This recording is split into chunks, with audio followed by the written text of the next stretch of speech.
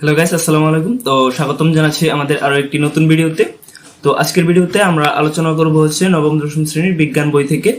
তো বিজ্ঞান বই থেকে হচ্ছে আমরা অষ্টম অধ্যায় আলোচনাটা করব। তো অষ্টম অধ্যায় থেকে হচ্ছে আমরা অনেকগুলো পাঠ করেছি আগে। তো ওই পাঠগুলো এখনো যারা যারা দেখেননি তারা হচ্ছে দেখে নেবেন।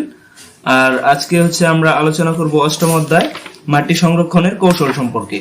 তো তার আগে হচ্ছে মাটি সংরক্ষণের কৌশলের আগের কিছুটা অংশ হচ্ছে বাকি রয়ে গিয়েছে, সেই অংশটা পরে হচ্ছে আমরা এটা পড়বো। তো এখনো যারা যারা চ্যানেলটি সাবস্ক্রাইব করেননি, চ্যানেলটি সাবস্ক্রাইব করে বেল বাটনটি বাজিয়ে দিবেন। আর ভিডিওতে একটি লাইক দিয়ে দিন, কমেন্ট করে আপনার মতামত জানাতে পারেন। আর কথা হচ্ছে গিয়ে আমরা এই অষ্টম অধ্যায়ের যতগুলো পাঠ করেছি ওই পাঠগুলো হচ্ছে ডিসক্রিপশন বক্স থেকে অথবা আই বাটনে ক্লিক করে আপনারা ওই পাঠগুলো দেখে নেবেন। তো আমরা হচ্ছে আলোচনায় চলে যাচ্ছি। তো যেমন মার্কারি আর অন্যান্য ধাতব পদার্থ মাটিতে বিদ্যমান উপকারী অণুজীবগুলোকে মেরে ফেলে, যার ফলে মাটির উর্বরতা নষ্ট হয়। আবার মাত্রা অতিরিক্ত লবণ, অ্যাসিড বা ক্ষার গাছপালা আর ফসলের ক্ষতি করে।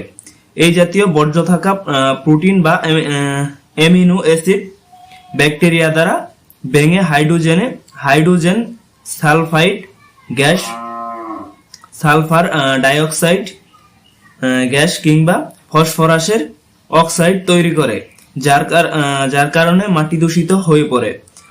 সবচেয়ে বড় চিন্তার কারণ হচ্ছে এ ধরনের দূষণের ফলে ক্ষতিকর পদার্থ মাটি থেকে খাদ্যে এবং খাদ্য থেকে মানুষ সহ অন্যান্য প্রাণীদেহে প্রবেশ করে মারাত্মক স্বাস্থ্য ঝুঁকির কারণ হতে পারে।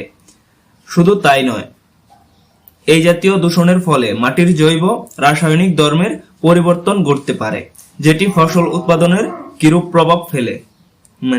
প্রভাব ফেলে। তো আশা করি যতটুকু পর্যন্ত পড়েছি বুঝতে পারছেন।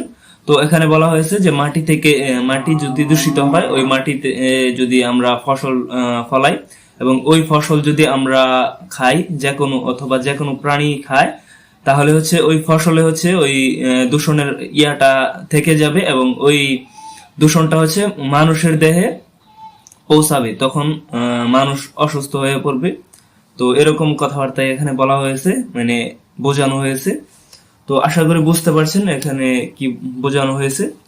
তো তারপর হচ্ছে তেজক্রিয়া পদার্থের নিঃসরণ। পারমাণবিক বিদ্যুৎ উৎপাদন কেন্দ্র বা পারমাণবিক অস্ত্র তৈরির কারখানা থেকে দুর্ঘটনা বা পরীক্ষা নিরীক্ষার ফলে বের হয়ে আসা তেজক্রিয় পদার্থ দিয়ে মাটির মারাত্মক দূষণ হতে পারে। রেডন। তো রেডনটা হচ্ছে ইংলিশে সংক্ষেপে দেওয়া আছে RN। তো যাই হোক, এটা বুঝে নিতে হবে। রেডিয়ামের ইংলিশটা হচ্ছে RA দেওয়া আছে সংক্ষেপে ব্র্যাকেটের ভিতরে। তো তারপর হচ্ছে থুরিয়ামটা হচ্ছে TH দেওয়া আছে। তারপরে হচ্ছে সিজিয়াম, CS দেওয়া আছে। তারপরে হচ্ছে ইউরেনিয়াম, এখানে হচ্ছে ইউ দেওয়া আছে। তারপর হচ্ছে ইত্যাদি। তেজক্রিয় পদার্থ শুধু যে মাটির উর্বরতাই নষ্ট করে তা নয়, এরা প্রাণীদেহে ত্বক ও ফুসফুসের ক্যান্সারের কারণ হতে পারে। উচ্চ মাত্রায় তেজক্রিয়তার ফলে গাছপালাও মরে যায়। এছাড়া অন্যান্য ক্ষতিকর পদার্থের মতো এরাও খাদ্য শৃঙ্খলের মাধ্যমে প্রাণীদেহে প্রবেশ করে ভয়াবহ রোগ সৃষ্টি করে।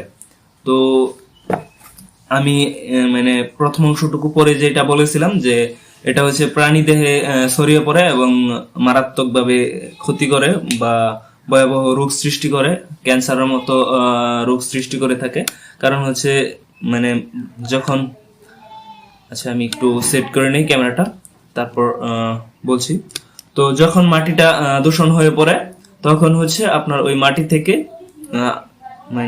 খাদ্য শৃঙ্খলের মাধ্যমে আস্তে আস্তে এটা হচ্ছে প্রাণীদেহে ছড়িয়ে পড়ে। তো আশা করি বুঝতে পারছেন। এই পার্টটা হচ্ছে এতটুকু রাখবো, আর 20-30 সেকেন্ডের মতো শুটটা করতে হবে, তারপর হচ্ছে শেষ করব, কারণ এই ভিডিওটা লম্বা হয়ে যাচ্ছে। তো এখানে হচ্ছে আমাদের তারপরে আসে হচ্ছে তোমরা কি চেরনোবিল দুর্ঘটনার কথা জানো? তো এটা সম্পর্কে হচ্ছে আমরা আগামী পার্টে জানবো। তো আজকের মতো এ পর্যন্তই। ভালো থাকবেন, সুস্থ থাকবেন, দেখা হবে আগামী কোনো ভিডিওতে। আল্লাহ হাফেজ।